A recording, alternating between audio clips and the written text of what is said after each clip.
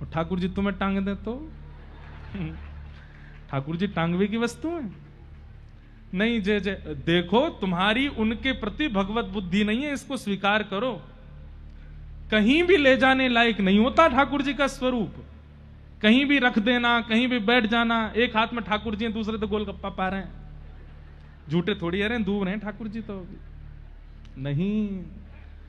जो आते भी हैं, हम उनको भी निवेदन करते हैं कि ठाकुर जी के लिए व्यवस्थित झांपी जी रखो, ठाकुर जी के लिए व्यवस्थित सामग्री ऐसी बना के रखो, उसमें ठाकुर जी पौड़ करके चलें। और जहां अति आवश्यक, अब जैसे कथा में आपको जाना है तो कथा में कैसे आओ? अपने लाल जी से कहो, हे लाल जी, हृदय पर आसन बिछा करके बैठ जाओ और हृदय में आप विराजमान होकर चलो कथा सुन के आते हैं। ले आओ ठाकुर जी को, मानसी भाव से ले आओ। यहां प्रत्यक्ष ठाकुर जी को आप भीड़ में लाए हैं और यहां से कोई कोहनी मार रहा है, कोई छींक रहा है, कोई खांस रहा है, ठाकुर जी कह रहे होंगे दाम कहां ले आयो है। हमारे लाल जी कथा सुनने आते, देखो कैसे बैठते हैं, ठाट में बैठते हैं पूरे। ठाट नहीं हो तो जा नहीं सकते कहीं भी। ऐसे ही ठाकुर जी कहीं भी ले जाने की वस्तु थोड़ी है। आप कहते हैं कि हमारे ठाकुर जी हमारे बिना रहते नहीं। ठाकुर जी आपके बिना नहीं रहते कि आप ठाकुर जी के बिना नहीं रहते, दोनों में विशेष बात क्या है?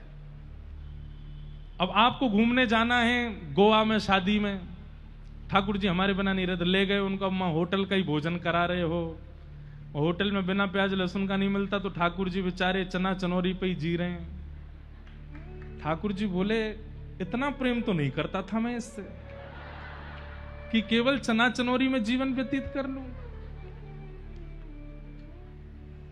ये तो आपकी जिद है, आप उनको चना चनौरी पे ही धर रहे हो। बात यह होनी चाहिए कि मैं ठाकुर जी के बिना नहीं रह सकता, ठाकुर जी मेरे बिना नहीं चलते आदि ये सब भाव ठीक नहीं, मैं नहीं रह सकता इनके बिना। तो स्वयं भी चना चनौरी पे ही रहिए। जब ठाकुर जी को भी बादाम चना चनौरी दिए तो वो आप भी वैसे ही रहो। महाप्रभु जी बोले अच्छा चलो अब जाओ, बाहर जाके दोबारा देखो। बाहर गया तो उसने जाकर के देखा, अच्छा वो अंदर कहने लगा नहीं नहीं मैं सेवा तो बड़ी निष्ठा से करता हूं, आप कभी बैठ के देखेंगे तो आप भी आनंदित हो जाएंगे, वो तो आज गलती से खो गए ठाकुर जी। महाप्रभु जी बोले अब जाओ मिल जाएंगे। वापस लौट करके बाहर आया तो उसका जैसे कम से कम 1000 बटुआ टंग रहे थे, एक ही पेड़ पे 1000 बटुआ। महाप्रभु जी खड़े हो गए द्वार पे आके, अब वो देख करके घबरा गया। महाप्रभु जी बोले तुम बड़े आनंद से सेवा करते हो ना, ढूंढ लो तुम्हारे कौन से। तुम तो कह रहे थे कि तुम्हें ऐसा